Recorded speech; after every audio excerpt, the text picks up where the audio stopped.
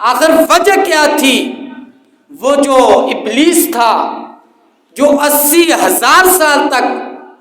فرشتوں کا ساتھی رہا اور 40,000 سال تک جنت کا خزانچی رہا، جو 30,000 سال تک مقربین کا سردار رہا اور 1,000 سال تک روحانی جین کا سردار رہا، 14,000 سال تک عرش کا طواف کرتا رہا، لیکن یہاں پر انکاری ہو گیا، یہاں پر تکبر میں آ گیا، یہاں پر آدم علیہ السلام کو سجدہ کرنے کا انکاری ہو گیا۔ گویا اللہ تبارک و تعالی ہمیں یہ پیغام دے رہا ہے کہ اے لوگو، اگر تم مجھے ماننا چاہتے ہو، پہلے تو میرے نبی نہیں آئے تھے، اے ابلیس تو مجھے مانتا رہا اور میرے توحید کے تو ڈنکے بجاتا رہا، تو نے کوئی سرزمین کا ٹکڑا ایسا نہیں چھوڑا جہاں پر تو نے سجدہ نہ کیا ہو، جہاں پر تو نے رکوع نہ کیا ہو، اور تجھے اللہ نے اتنا بڑا مقام دیا، لیکن اب میرا نبی آ چکا ہے، اور اگر اب تو مجھ تک پہنچنا چاہتا ہے تو میرے نبی کے وسیلے سے پہنچے گا۔ اب اگر تو مجھے ماننا چاہتا ہے تو میرے نبی کے بتائے ہوئے طریقے سے مانے گا۔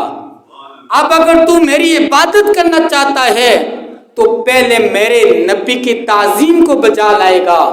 پہلے میرے نبی کی توقیر کو بجا لائے گا، پہلے میرے نبی کا شاگرد بنے گا، پہلے میرے نبی کا باادب بنے گا، پھر مجھے مانے گا تو پھر میں تیری توحید کو تسلیم کروں گا۔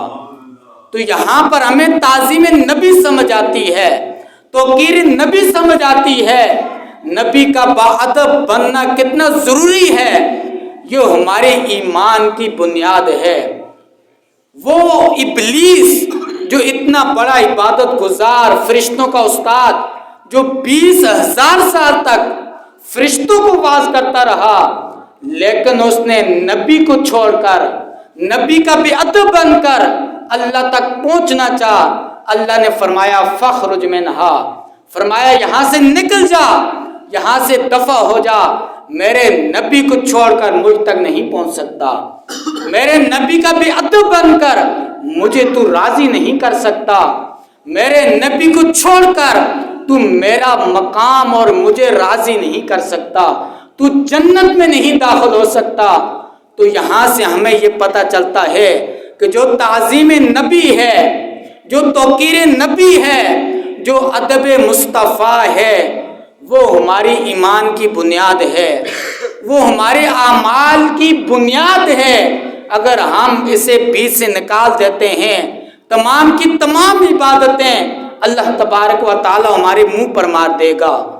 اور یہ انسانیت کی ابتدا ہے، یہ انسانیت کی جو تخلیق ہے اس کی یہ تاریخ ہے، جو اللہ تبارک و تعالی ہمیں یہ بتلا رہا ہے کہ جو انسانیت کی تخلیق ہے وہ ادب نبی سے شروع ہوتی ہے، وہ تعظیم نبی سے شروع ہوتی ہے۔ اور جب ہم احادیث پر غور کرتے ہیں تو ہمیں پتہ یہ چلتا ہے کہ جو تاریخ انسانیت کی انتہا ہے وہ بھی ادب مصطفیٰ ہے، وہ بھی تعظیم مصطفیٰ ہے، کہ جب میدان محشر ہوگا،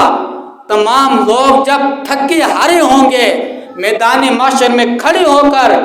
جب وہ تھک جائیں گے اور عذاب میں جب مبتلا ہوں گے، حضرت آدم علیہ السلام سے لے کر تمام نبیوں سے ہوتے ہوتے جب در مصطفیٰ پر آئیں گے اور وہاں پر وہ ادب بجا لائیں گے،